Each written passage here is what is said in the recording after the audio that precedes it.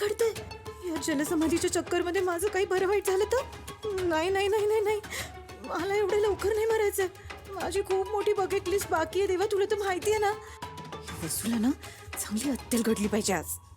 देवा, जे काही होईल त्याला सामोरं जाण्यासाठी मी पूर्णपणे तयार आहे. तू तर सगळं जाणतोसच.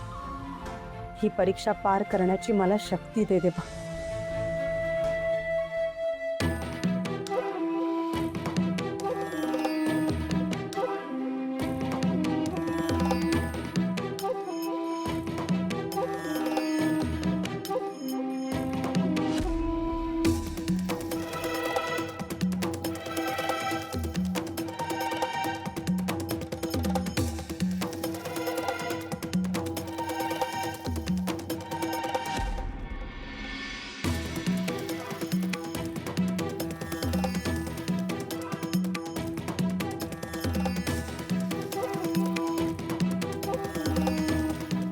तुम्ही दोघी जलसमाधीच्या परीक्षेला तयार आहात?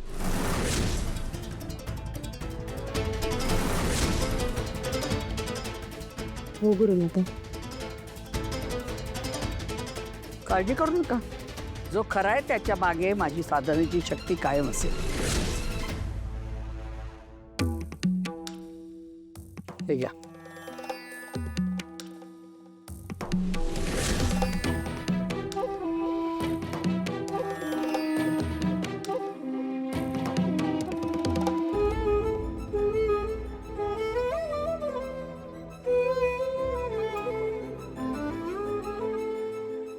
चला,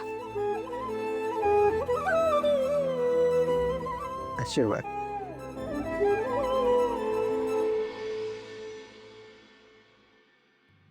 आशीर्वाद.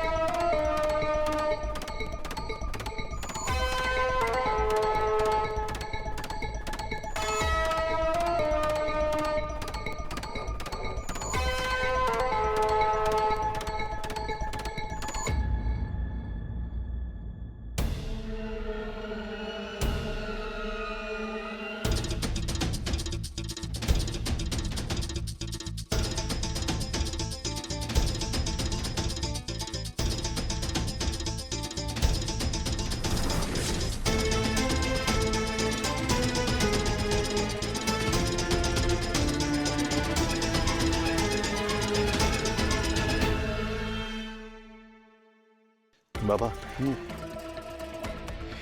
हे थोडं रिस्की वाटतंय.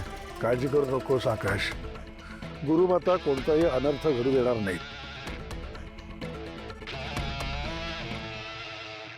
काळजी करू नका. तुमच्या मनातल्या शंका हळूहळू दूर होतील. माझ्यावर विश्वास ठेवा. जे काय होईल ते योग्यच होईल. हा गुरुमाता योगिनीचा शब्द आहे. पण परीक्षा कठीण आहे.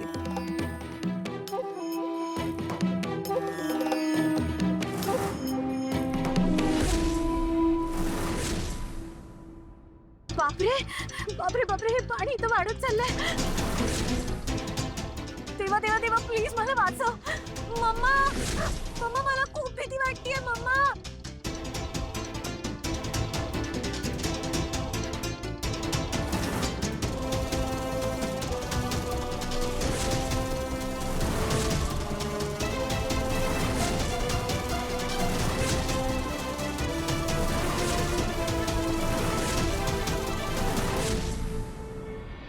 कसे सोबते असी चांदणी, मनाला तरी सुखावे सुखावे.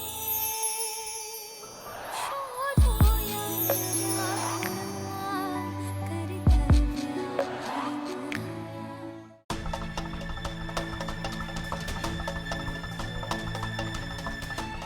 अखिल, अरे वसुंधराकडे बघ ना. तिच्या चेहऱ्यावर काहीच टेन्शन दिसत नाहीये. अरे अशा वेळी इतकं शांत कोणी कसं काय असू शकतं? होणार आहे काय होणार आहे काहीच कळत नाहीये. तनया बघणारे किती घाबरली, ती किती टेन्शन मध्ये आली आहे. आणि गुरुमाता मगासपासून काहीतरी मंत्र म्हणतात. हे असलं काहीतरी पहिल्यांदाच बघतोय मी. अखिल, अरे त्यांची इतक्या वर्षांची तपस्या आहे. हे बघ, गुरुमाता जे काही करतील ना ते योग्यच करतील. तू काळजी करू नकोस. माझ्या दोन्ही सुनांना काहीही होणार नाही याची खात्री आहे मला. तुम्हाला तुमच्या आत्याचंच कौतुक. त्या कधी चुकतच नाही. आम्ही मूर्ख होत ना. पण मी कुठे असं म्हणालो? हे तुझ्या मनाचे श्लोक आहेत. तुम्ही नसते विनोद करू नका. विचार, तनयाचं आत्ता आत्ता लग्न झालंय. घरात आले आले असली जीवघेणी परीक्षा घ्यायची असते का? बघा कशी जीव मुठीत धरून बसली. विचार, घाबरू नका. ज्याच्या मनात सत्य आहे त्याच्या पाठीशी गुरुमाता कायम असेल. त्याला कशाचाच भय राहणार नाही. लाटा जवळ येत चालल्यात. हळूहळू पाणी वाढेल. आता नाका तोंडातही पाणी जाईल. घाबरू नका. चित्त शांत ठेवा. पण मनात खोट असेल तर हे पाणी नाका तोंडावाटे आत जाऊन श्वास गुदमरेल तुमचा. तडफडून तडफडून जीव नकोसा होईल तुम्हाला. आणि शेवटी वैकुंठाचा प्रवास. वैकुंठाचा प्रवास. वैकुंठाचा प्रवास.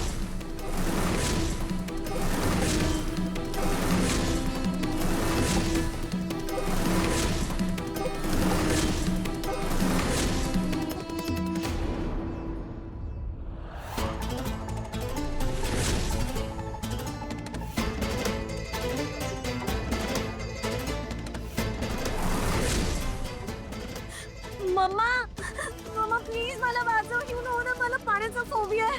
मम्मा, हे पाणी खूप खोल आहे. मम्मा प्लीज मला बाहेर काढ ना. मम्मा मम्मा. बच्चा, होईल सगळं व्यवस्थित. जयू जयू बघ ना ग, तनया घाबरली. काय करायचं आपण? ए तनया, तू नको ना काळजी करू. आम्ही सगळे इथं तुझ्यासाठी प्रार्थना करतोय. अगं तुला काही होणार नाही. तू नको काळजी.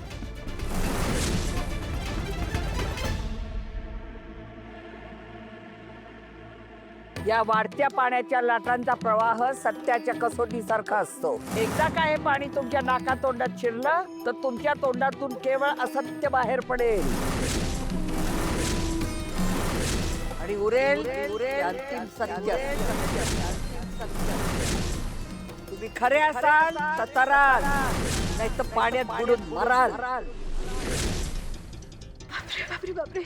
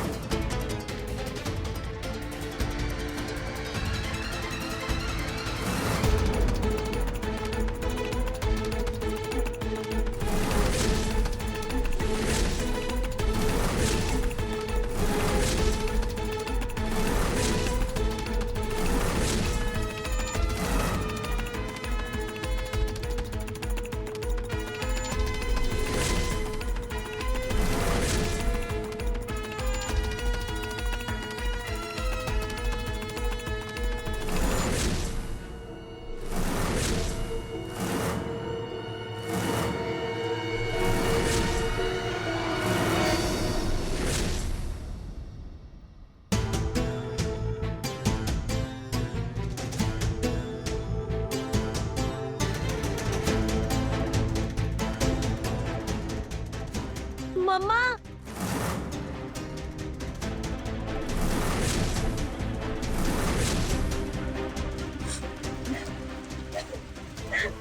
माझी गुरुमाता चुकलं माझं.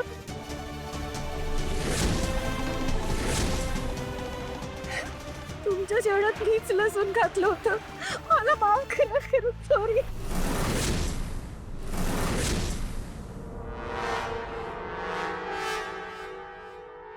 तू तर म्हणाली होतीस वसुंधरानं केलं हे सगळं. नाही नाही नाही तिने नाही केलं हे सगळं मीच केलंय. माझी चूक झाली पण प्लीज मला ही अशी भयानक परीक्षा नाही द्यायची. गुरुमाता मला माफ करा प्लीज. मला माफ करा माझं चुकलं.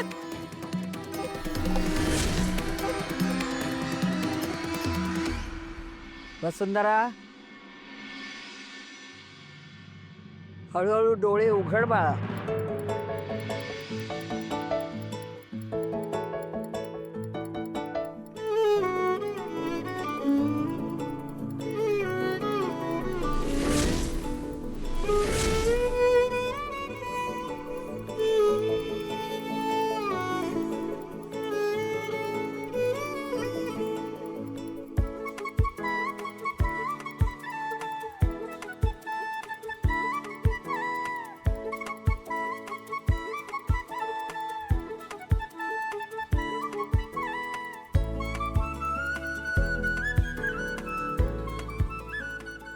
आशीर्वाद. आयुष्यमान भव.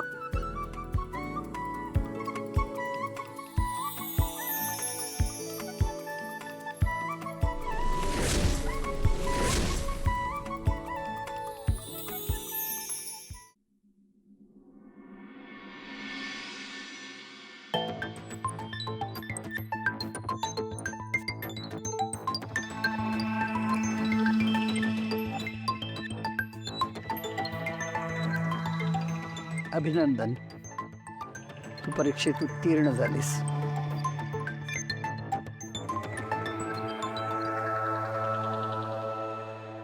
पण तरीच माझी एक तक्रार आहे तुझ्याबद्दल. कसली तक्रार गुरुमाता? मला अगदी खरं खरं सांग, तनयानं माझ्या जेवणात लसूण टाकला हे तुला माहित होतं ना?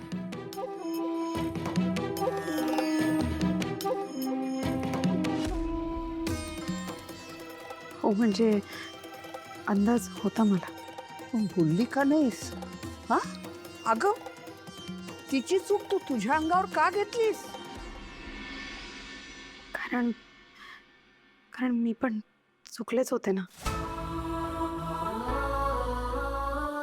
तुमच्यासाठी सगळा स्वयंपाक करण्याची जबाबदारी माझी होती.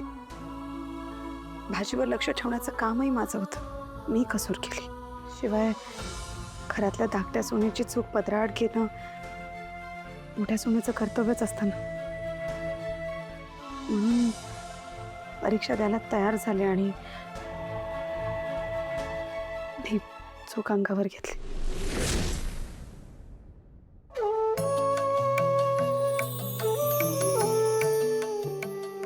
आता तुला कळलंच असेल, ही परीक्षा तुझ्या सत्याची नाही तर तुझ्या निग्रहाची होती आणि तू त्यात पैकीच्या पैकी गुण मिळवलेस.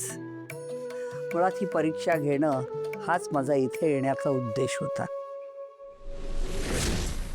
माणसाच्या नजरेत बघून मला लगेच त्याच्या मनाचा तळ दिसतो. मी इथे आले तेव्हाच कोण कसं आहे हे माझ्या लक्षात आलं होतं. अगदी तनयाचं मन किती गढूळ आहे हे सुद्धा.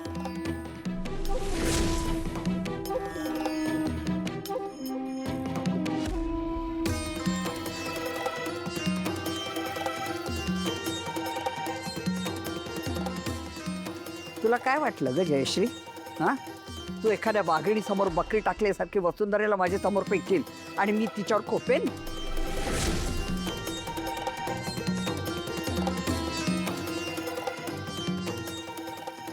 नीट ऐकून घे जयश्री, वसुंधरा तुझ्या अशा कपटी डावांना पुरून उरू शकते. कारण तिच्या मनात संदेह नाही, कपट नाही, तर सत्य आहे, संयम आहे, निग्रह आहे आणि सगळ्यात महत्त्वाचं म्हणजे प्रेम आहे. आणि हे प्रेमच कुटुंबाला जोडून तारू शकतं.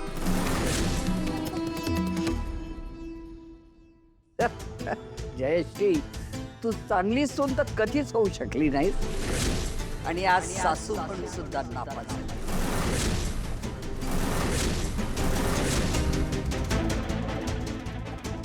जिच्या पाठीशी खंबीरपणे उभं राहायला हवं होतंस तू, तिला चिडकारलंस. काय ग तू 15 फेकून द्यायला निघालीस आणि खोटं नाणं मिरवीत राहिलीस. श्या, तुझ्या नजरेतच दोष आहे हे तू सिद्ध करून दाखवलंस पुन्हा. जयश्री, वसुंधरेला कमी लेखू नकोस.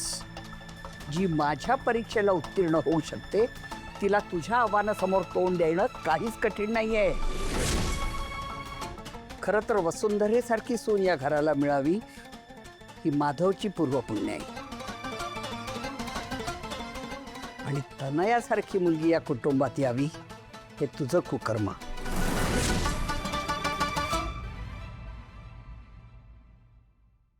आता देवच जाणे पुढे काय वाढून ठेवलंय ते.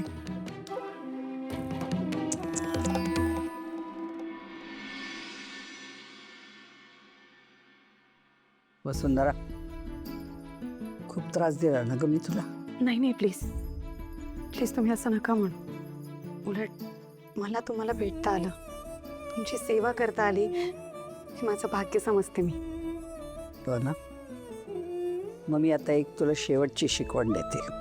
एक विसरू नकोस, ह्या घरातलं तुझं स्थान अढळ आहे आणि ते स्थान तुझ्यापासून कुणीही हिरावून घेऊ शकत नाही.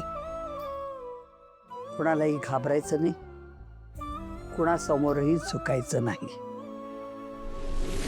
आजपर्यंत कुटुंबासाठी जशी झटत राहिलीस तशीच कायम झटत राहा.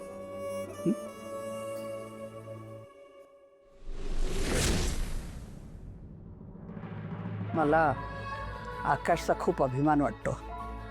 त्याची साथ, सोबत, संगत कायम तुझ्या पाठीशी होती, आहे आणि तशीच राहील याची मला खात्री आहे. होय ना आकाश? परमेश्वर तुम्हाला बळ देईल, ताकद देईल आणि माझे आशीर्वाद तुमच्या कायम पाठीशी असतील. पाया पडतो. आयुष्यमान भव. चला, प्रस्थानाची तयारी करा. माझं इथलं कार्य संपलं.